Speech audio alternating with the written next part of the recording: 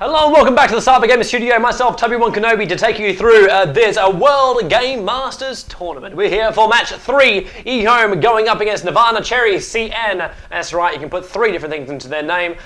Joining me here is the thing with 1 in his name. It is Slash. Mate, we've been through match 1, where we saw Ehome take it out. We've been through match 2, where we saw NirvanaCN take it out. And now we're into match 3. What the hell do we expect here from this grand final? What the hell do we expect? Well, obviously a high-profile game. That would be something which you would expect, yep. Not sure. Yeah, this is like the first thing you would expect from these two teams. Unfortunately, this is AP, so we can't see the drafting phase. But never mind that. It's true. Yeah. You're right. We'll actually get ourselves into the game. We'll actually get ourselves into the game so we actually start talking about the heroes as well. So we're both synced up at 1:55. Obviously, this is a replay cast. This match happened yesterday, but in the interest of giving everybody the English Shoutcast out there, that's why we're actually here. All right, so in a 3, 2, 1, and click. And we're now cutting down from 53, 52, 51, and 50. And you know what? I'm going to leave it to Slash to actually talk about the entire hero composition of both teams. Just because I'm new. Well, this time we're... Okay, fine. Let's start with the Sentinel side. So we have Nirvana playing as the Sentinel side, and Yaffet's playing as Shadow Fiend again. And then we have DGC playing as a Silencer. Joe, or ZS, playing as a Necrolite. Then we have Lam playing as our Vengeful Spirit. And the victim of the final, HY, or Banana, playing as Clockwork Goblin. And it seems to me that he will be serving the long lane, the short lane, again. Don't do it to him. Like, okay, every single freaking time we have seen HY solo, he has died a slow, horrible, very, very painful death multiple times over. Like, it wasn't even just a once-off kind of thing. This really happened a couple of times. Bottom lane now, as we see 4 heroes from Ehome coming down towards the bottom lane. Visage, PL, Windrunner, and CM. All give for a little bit of action here. Yeah. We have L playing, he managed to see Necrolite, gives him one bit of a hit. Playing as a Necrolite. We have 357 playing as a CM. Triple A is now giving up what I would call the hard carry and go to a semi-carry for Windrunner. And PL820 is playing the big carry. And X playing as Tinker. Now I know I've seen X play Tinker before, but I'm pretty sure you can give us a bit of a history on how X is actually like looked up. Just screw it. Tell us about X and Tinker. Fair enough. Okay, story probably starts with SMM. When they picked Tinker as a counter to a farm alchemist. So this was in the game of Ehome vs LGD, which is was one of the best games of last year. So his job was to permahex the alchemist, while the rest of his teammates were killing the rest of LGD. And then 5 was 1, the alchemist, to bring him down. So Tinker and X, this has been Tinker has become one of X's trademarks here overnight, basically. And it'll be interesting to see how it goes. He goes up against the Yaffet Shadow Fiend. So 2 legends playing against each other on mid lane. We see a tri-lane bottom, Visage, Windrunner, and CM going up against Necrolite, Silencer, and Vengeful Spirit. Top lane, we see a solo Phantom Lancer, played by A20, the captain of Ehome, going against HY, or Banana, of NirvanaCN, playing the Clockwork Goblin. So actually this time around he might have much better time playing against another melee and playing against hard carry, so he should be able to control his lane. Yeah, he definitely should be able to, and I just love the fact, I also want to call it a banana reward now for the person who gets ganked the amount of times during a fight, just named after HY. Bottom lane still getting harassed a little bit more here. Necrolite been trying to get back from the main wave. Visage Windrunner as well as CM. Obviously, there's a lot of damage that can come out from those guys, as well as stuns that will come out from them as well. So just keep your eyes very closely on it. CM rotating now towards the middle lane to help out Tinker here and try and push YS back a little bit more. While that's happening, bottom lane still harassing from range. Obviously, you still have Necrolite as well as Silencer, both two range heroes going up against Visage as well as Windrunner. Two also ranged heroes.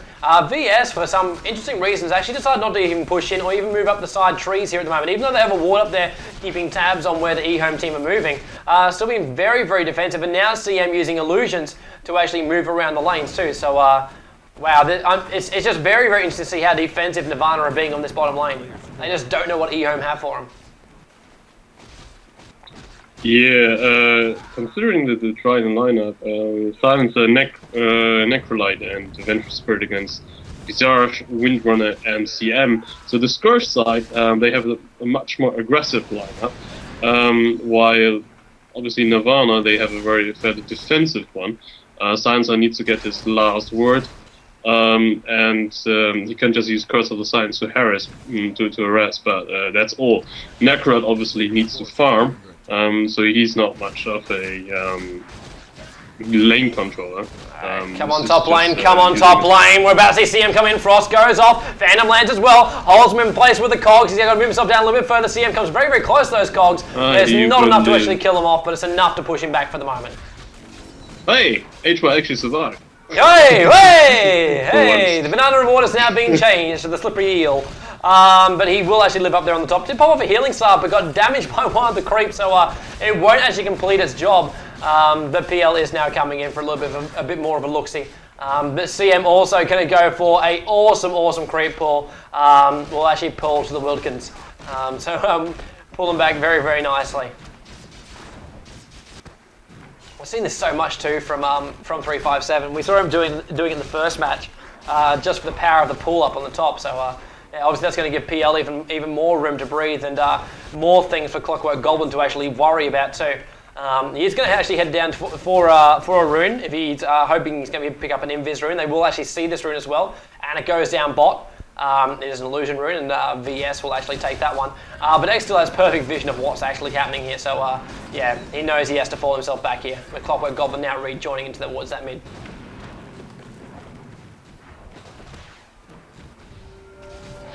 Very, very dangerous play by bottom lane! How the hell? VS comes in at the right time. Ella takes a fall. Triple A's trying to fall back there. They almost claim ZS's life as well as DGC, the silencer of the Necrolite. But VS just at the right time comes in, puts down a magic missile. Triple A lets off another power shot, hoping to get a little bit lucky there and stop the healing stars from actually going off there, which I think he actually managed to do on silencer. But we do see the healing star go off on ZS, so he will live to fight another day. But still, that was very, very damn close for Ehome to really capitalize and claim that first blood. But the first blood does, in fact, go to NirvanaCN. And looks like they want to double it up too, with X actually harassing LM. That's not the real LM, that's an illusion though. Amount of damage is actually taken, so the illusion actually takes a fall. Poor illusion. Yeah, they needed to get it. I mean, Nirvana, they really need to get it first, but because they were 3 against 2, so if they didn't capitalize on this advantage, that would be very, very bad.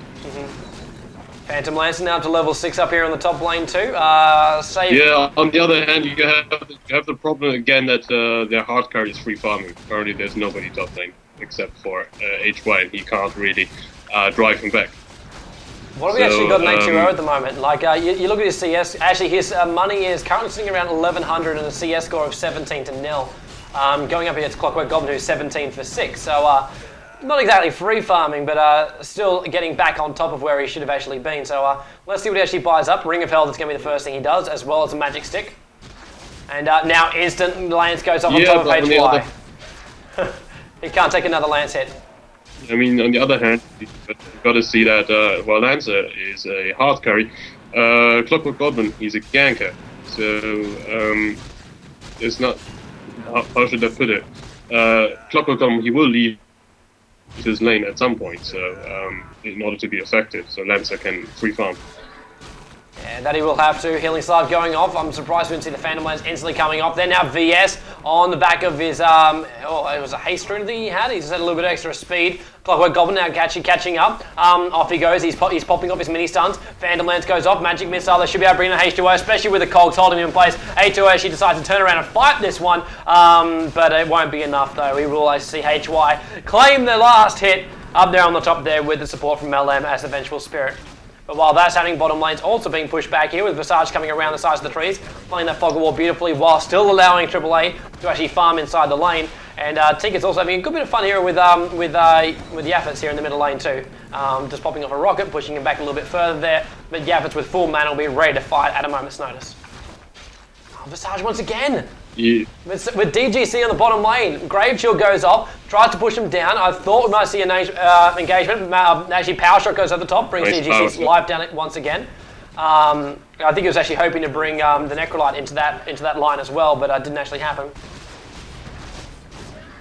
Bottom lane just really harassing it back, and another Healing Salve goes off, and now L and DGC go at it again. It's like a freaking to and fro on this bottom lane. Death Pulse keeping that creep alive for just a bit there while L wanted to get the last hit there, but AAA will never be denied the last hit and claims it from inside the lane. CM now coming back in towards this mid as well, holding YS back a little bit further. YS is trying to pick his time to actually come in here. One Razor at long range, just clips Tinker on the nose and says, okay, we're okay now. Visage still holding back at the moment. DGC doing exactly the same as well, just allowing Necrolite and Windrunner to have this like CS battle on the bottom lane. Now to be changed up, now we see VS. LM has now rejoined this bottom lane. He was firing enough out, they won't see the TP coming through. Now they're going to see it. Visage managed to spot him off, and instantly Windrunner pops off the, would you believe, self-titled Windrunner ability and gets himself back out of trouble. And there goes that ward from Ehome. Oh! What an ulti! Clockwork Goblin! You wanted to have him as a ganker. He just did it right on top of AAA, who's windrunning himself right back out there. The Grave Chill on top of HY really impeded him from actually finishing that one off. And wow, AAA, one lucky sausage. And while that's happening, mid's going to get ganked here. YS is going to get locked inside a Frost Cone. He wants to get a last hit here on Tinker. It's not going to happen though. They held him in place long enough, and X could use the recharge and popped off a rocket. And that actually gets them the carry kill in the middle lane too. So that's the first blood we've seen spilled here by Ehome against NirvanaCN. And now HY wants to make the most of it. He's running after it. Frost goes off. There should be a cone as well to come out. No, there's not enough mana for it. The cogs go off, trying to hold him in place. X does not have enough mana to actually pop anything off right now, but CM might get the last hit. In fact, 357 does claim the last hit. And will actually bring down the Clockwork Goblin, who, well, not quite sure why he decided he could actually pull that one off. Yeah, I'm not quite sure either, because he saw that Tinker had boots, so that they were both equally fast. Oh, power! Oh, he just guessed it! I saw that. He just guessed it. I was just looking at Silencer and VS having a bit of fun. I just noticed a small little dot moving on the minimap. It's like, what the hell is Power Shot flies over the top and he's dead? Yep. Obviously, he was just guessing he was standing on the edge of the pool, and that was a bit of luck there for AAA. And that was luck. He did. Oh, we're in mid again. We're in mid again. CM's getting razored. Laser goes off. Will he have a frost up his sleeve? YS went for the razor. You saw the animation start, and they constantly could have actually killed 357, or at least brought him very, very close to death there. But X claims another kill here in the middle lane, and a Tinker with boots on him. Slowly farming up. What have we actually currently got to hit him right now? 1100, another 1200, and we're going to BT Tinker moving around the map, and then all shit hits the fan. And they know it too. The roar went off from mid. They want to try and push him back. Clockwork Goblin is now back in here as well, setting his illusions in there to try and find the CM on the side.